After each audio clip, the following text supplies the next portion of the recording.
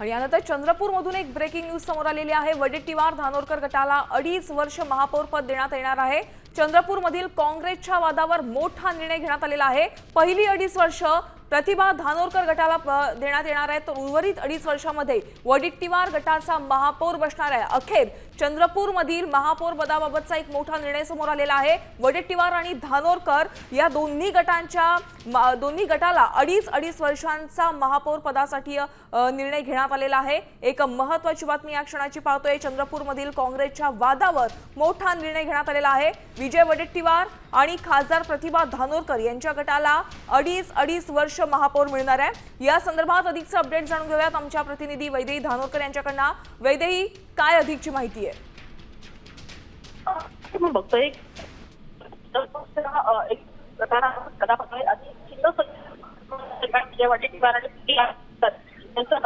महापौर मिळणार असल्याची सध्या माहिती मिळत आहे। उर्वरित पहिली 2.5 वर्ष जी आहे ती प्रतिभा धानोरकर यांच्या गटाला महापौर पद मिळणार आहे। दुसऱ्यांदा 2.5 वर्ष जी आहे ती विजय वडेट्टीवार यांच्या गटाला दिली जाणार असल्याची माहिती सध्या मिळत आहे। त्याच्यामुळे काँग्रेसकडेच महापौर पद राहील, तर शिवसेना ठाकरे गटाकडे हा स्टँडिंग